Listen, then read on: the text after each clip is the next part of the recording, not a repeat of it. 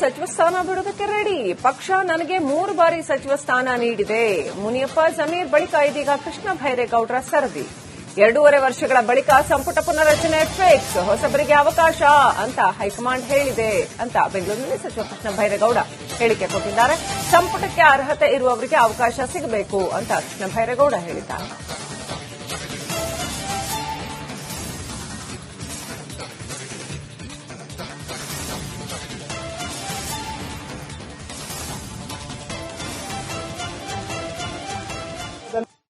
ಮುಖ್ಯಮಂತ್ರಿ ಅವರು ಇರ್ತಾರೆ ಬಿಡ್ತಾರೆ ಅವೆಲ್ಲ ಬೇರೆ ವಿಷಯ. ಆದರೆ ಪಕ್ಷದಲ್ಲಿ ಈ ಸರ್ಕಾರ ಬಂದಾಗಲೇ ಒಂದು ವಿಷಯ ಮಂಡನೆ ಆಗಿದೆ. ಏನಂತ ಹೇಳಿದ್ರೆ, ಯಾರು ಈಗ ಮಂತ್ರಿಮಂಡಲದ ಹೊರಗಡೆ ಇದ್ದಾರೆ ಅವರಿಗೆ ಅವಕಾಶ ಕೊಡಲೇಬೇಕಾಗತ್ತೆ ಅನ್ನುವಂಥದ್ದು ಈ ಸರ್ಕಾರ ಬಂದ ಆರಂಭದಲ್ಲೇ ಮಂಡನೆ ಆಗಿರುವಂಥ ವಿಷಯ. ನಾನು ಸ್ಪಷ್ಟವಾಗಿ ಹೇಳ್ತಾ ಇದ್ದೇನೆ. ಅದೇ ಇಶ್ಯೂ ಎರಡನ್ನು ದಯವಿಟ್ಟು ಮಿಕ್ಸ್ ಮಾಡಬೇಡಿ. ಅದೇ ಇಶ್ಯೂ ಬೇರೆ, ಇದೇ ಇಶ್ಯೂ ಬೇರೆ. ಯಾವಾಗ ಆಗುತ್ತೆ ಅದು ವರಿಷ್ಠರು ತೀರ್ಮಾನ ಮಾಡ್ತಾರೆ. ಎರಡು ಜೊತೆಗಾಗುತ್ತಾ ಬೇರೆ ಆಗುತ್ತಾ ನನಗೆ ಗೊತ್ತಿಲ್ಲ. ಆ ಪ್ರಶ್ನೆಗಳಿಗೆ ಉತ್ತರ ಇಲ್ಲ. ಒಂದು ಮಾತ್ರ ನನಗೆ ಗೊತ್ತಿದೆ, ಆರಂಭದಲ್ಲೇ ಪಕ್ಷದ ವರಿಷ್ಠರು ಹೇಳಿದ್ದಾರೆ, ನಾವು ಸೂಕ್ತ ಸಂದರ್ಭದಲ್ಲಿ ಯಾರು ಸಚಿವ ಸಂಪುಟದ ಹೊರಗಡೆ ಇದ್ದಾರೆ ಅದರಲ್ಲಿ ಅರ್ಹರು ಯಾರಿದ್ದಾರೆ ಅವರಿಗೆ ಅವಕಾಶ ಕೊಡಬೇಕಾಗುತ್ತೆ. ಸೊ ನಾವು ಒಳಗಿರೋರು, ಅದಕ್ಕೆ ನಾವು ಕೂಡ ಯಾರು ಸಂಪುಟದಿಂದ ಹೊರಗಡೆ ಇದ್ದಾರೆ ಅರ್ಹರಿದ್ದಾರೆ ಅವ್ರಿಗೆ ಅವಕಾಶ ಸಿಗಲೇಬೇಕು. ಹೊಸ ಮುಖನೋ ಹಳೆ ಮುಖನೋ ಅರ್ಹರಿದ್ದಾರೆ. ಹೊಸ ಮುಖದಲ್ಲೂ ಅರ್ಹರಿದ್ದಾರೆ, ಹಿರಿಯರಲ್ಲೂ ಅರ್ಹರಿದ್ದಾರೆ. ಅವ್ರಿಗೆ ಅವಕಾಶ ಸಿಗಬೇಕು. ಇದು ಸ್ವಾಭಾವಿಕ ನ್ಯಾಯ, ಧರ್ಮ. ಈ ಮಾತು ಸರ್ಕಾರ ಬಂದ ಆರಂಭದಲ್ಲೇ ಎಲ್ಲರಿಗೂ ಸ್ಪಷ್ಟಪಡಿಸಲಾಗಿದೆ. ಇದೇನು ಹೊಸ ವಿಷಯ ಅಲ್ಲ. ಅದರ ಹಿನ್ನೆಲೆಯಲ್ಲಿ ಪಕ್ಷದವರು ಯಾವಾಗ ಮಾಡ್ತಾರೆ ಅದು ಅವ್ರಿಗೆ ಬಿಟ್ಟಿದ್ದು. ಒಟ್ಟಾರೆ ಬೇರೆಯವರಿಗೆ ಅವಕಾಶ ಕೊಡಬೇಕು ಅನ್ನೋದು ನಾನು ಕೂಡ ಪ್ರತಿಪಾದನೆ ಮಾಡ್ತೇನೆ. ನಾನು ಒಳಗಿದ್ದು ನಾನು ಹೊರಗೋದ್ರೂ ಪರವಾಗಿಲ್ಲ, ಬೇರೆಯವರಿಗೆ ಅವಕಾಶ ಸಿಗ್ತದೆ.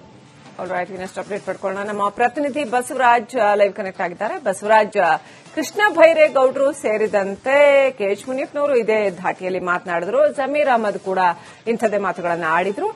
ಇವರುಗಳ ಮಾತಿನ ಮರ್ಮ ಏನು? ಆಕ್ಚುಲಿ ಸಚಿವ ಸಂಪುಟ ಪುನರಚನೆ ಆದಾಗ ಬೇರೆಯವ್ರಿಗೆ ಅವಕಾಶ ಸಿಗಬೇಕು ಅನ್ನೋದು ಅಷ್ಟೇನಾ, ಅಥವಾ ನವೆಂಬರ್ ಕ್ರಾಂತಿ ಆಗತ್ತೆ ಅನ್ನುವಂಥದ್ದು, ಅಥವಾ ಹೈಕಮಾಂಡ್ನಿಂದ ಮೊದಲೇ ಇನ್ಸ್ಟ್ರಕ್ಷನ್ಸ್ ಇತ್ತು? ಈ ಎಲ್ಲ ಮಾತುಗಳ ಮರ್ಮ ಏನು ಬಸವರಾಜ್? ಏನ್ ನಡೀತಾ ಇದೆ?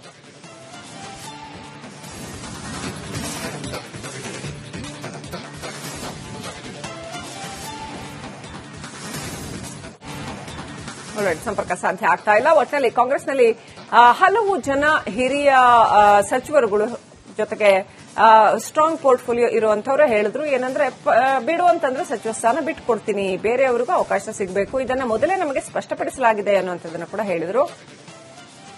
ಹಾಗಾದ್ರೆ ನವೆಂಬರ್ನಲ್ಲಿ ಏನೆಲ್ಲ ಘಟನೆಗಳು ನಡೆಯಲಿವೆ?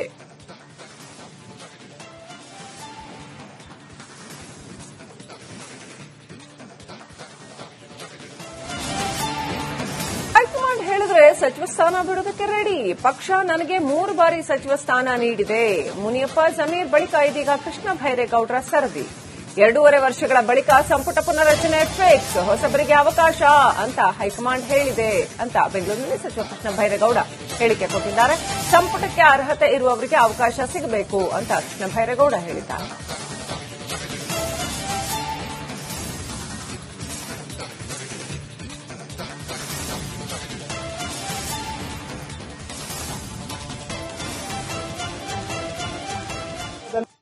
ಮುಖ್ಯಮಂತ್ರಿ ಅವರು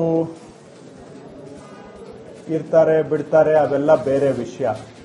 ಆದರೆ ಪಕ್ಷದಲ್ಲಿ ಈ ಸರ್ಕಾರ ಬಂದಾಗಲೇ ಒಂದು ವಿಷಯ ಮಂಡನೆ ಆಗಿದೆ. ಏನಂತ ಹೇಳಿದ್ರೆ, ಯಾರು ಈಗ ಮಂತ್ರಿಮಂಡಲದ ಹೊರಗಡೆ ಇದ್ದಾರೆ ಅವರಿಗೆ ಅವಕಾಶ ಕೊಡಲೇಬೇಕಾಗತ್ತೆ ಅನ್ನುವಂಥದ್ದು ಈ ಸರ್ಕಾರ ಬಂದ ಆರಂಭದಲ್ಲೇ ಮಂಡನೆ ಆಗಿರುವಂಥ ವಿಷಯ. ನಾನು ಸ್ಪಷ್ಟವಾಗಿ ಹೇಳ್ತಾ ಇದ್ದೇನೆ. ಅದೇ ಇಶ್ಯೂ ಎರಡನ್ನು ದಯವಿಟ್ಟು ಮಿಕ್ಸ್ ಮಾಡಬೇಡಿ. ಅದೇ ಇಶ್ಯೂ ಬೇರೆ, ಇದೇ ಇಶ್ಯೂ ಬೇರೆ. ಯಾವಾಗ ಆಗುತ್ತೆ ಅದು ವರಿಷ್ಠರು ತೀರ್ಮಾನ ಮಾಡ್ತಾರೆ. ಎರಡು ಜೊತೆಗಾಗುತ್ತಾ ಬೇರೆ ಆಗುತ್ತಾ ನನಗೆ ಗೊತ್ತಿಲ್ಲ. ಆ ಪ್ರಶ್ನೆಗಳಿಗೆ ಉತ್ತರ ಇಲ್ಲ. ಒಂದು ಮಾತ್ರ ನನಗೆ ಗೊತ್ತಿದೆ, ಆರಂಭದಲ್ಲೇ ಪಕ್ಷದ ವರಿಷ್ಠರು ಹೇಳಿದ್ದಾರೆ, ನಾವು ಸೂಕ್ತ ಸಂದರ್ಭದಲ್ಲಿ ಯಾರು ಸಚಿವ ಸಂಪುಟದ ಹೊರಗಡೆ ಇದ್ದಾರೆ, ಅದರಲ್ಲಿ ಅರ್ಹರು ಯಾರಿದ್ದಾರೆ ಅವ್ರಿಗೆ ಅವಕಾಶ ಕೊಡಬೇಕಾಗುತ್ತೆ.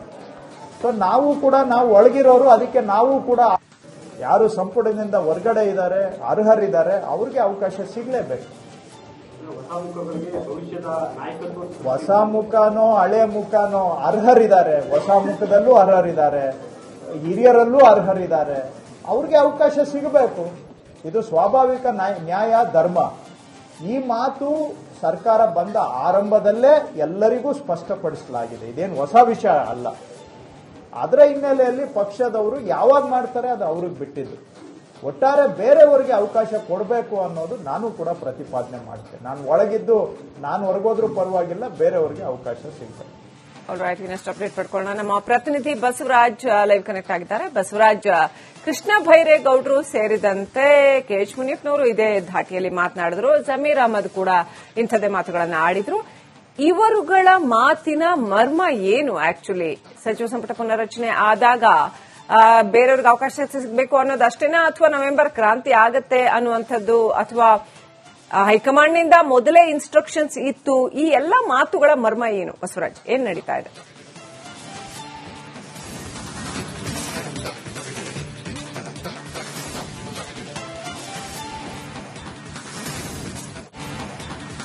ಸಂಪರ್ಕ ಸಾಧ್ಯ ಆಗ್ತಾ ಇಲ್ಲ. ಒಟ್ಟಿನಲ್ಲಿ ಕಾಂಗ್ರೆಸ್ನಲ್ಲಿ ಹಲವು ಜನ ಹಿರಿಯ ಸಚಿವರುಗಳು ಜೊತೆಗೆ ಸ್ಟ್ರಾಂಗ್ ಪೋರ್ಟ್ಫೋಲಿಯೋ ಇರುವಂತವರು ಹೇಳಿದ್ರು, ಏನಂದ್ರೆ ಬಿಡುವಂತಂದ್ರೆ ಸಚಿವ ಸ್ಥಾನ ಬಿಟ್ಟುಕೊಡ್ತೀನಿ, ಬೇರೆಯವರಿಗೂ ಅವಕಾಶ ಸಿಗಬೇಕು, ಇದನ್ನ ಮೊದಲೇ ನಮಗೆ ಸ್ಪಷ್ಟಪಡಿಸಲಾಗಿದೆ ಅನ್ನುವಂಥದ್ದನ್ನು ಕೂಡ ಹೇಳಿದ್ರು. ಹಾಗಾದ್ರೆ ನವೆಂಬರ್ನಲ್ಲಿ ಏನೆಲ್ಲ ಘಟನೆಗಳು ನಡೆಯಲಿವೆ?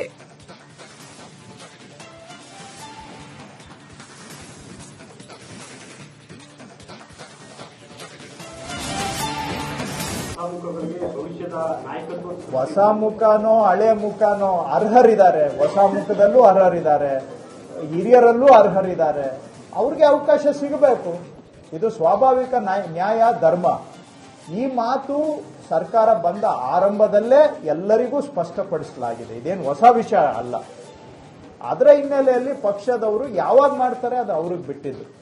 ಒಟ್ಟಾರೆ ಬೇರೆಯವರಿಗೆ ಅವಕಾಶ ಕೊಡಬೇಕು ಅನ್ನೋದು ನಾನು ಕೂಡ ಪ್ರತಿಪಾದನೆ ಮಾಡ್ತೇನೆ. ನಾನು ಒಳಗಿದ್ದು ನಾನು ಹೊರಗೋದ್ರೂ ಪರವಾಗಿಲ್ಲ, ಬೇರೆಯವರಿಗೆ ಅವಕಾಶ ಸಿಗ್ತದೆ.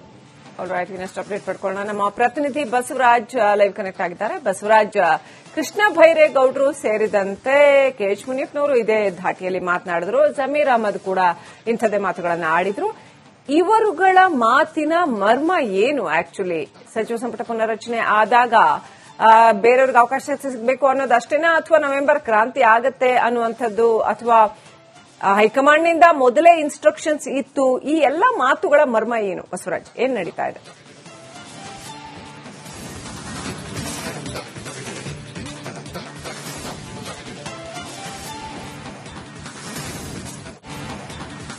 ಸಂಪರ್ಕ ಸಾಧ್ಯ ಆಗ್ತಾ ಇಲ್ಲ. ಒಟ್ಟಿನಲ್ಲಿ ಕಾಂಗ್ರೆಸ್ನಲ್ಲಿ ಹಲವು ಜನ ಹಿರಿಯ ಸಚಿವರುಗಳು ಜೊತೆಗೆ ಸ್ಟ್ರಾಂಗ್ ಪೋರ್ಟ್ಫೋಲಿಯೋ ಇರುವಂತವರು ಹೇಳಿದ್ರು, ಏನಂದ್ರೆ ಬಿಡುವಂತಂದ್ರೆ ಸಚಿವ ಸ್ಥಾನ ಬಿಟ್ಟುಕೊಡ್ತೀನಿ, ಬೇರೆಯವರಿಗೂ ಅವಕಾಶ ಸಿಗಬೇಕು, ಇದನ್ನ ಮೊದಲೇ ನಮಗೆ ಸ್ಪಷ್ಟಪಡಿಸಲಾಗಿದೆ ಅನ್ನುವಂಥದ್ದನ್ನು ಕೂಡ ಹೇಳಿದ್ರು.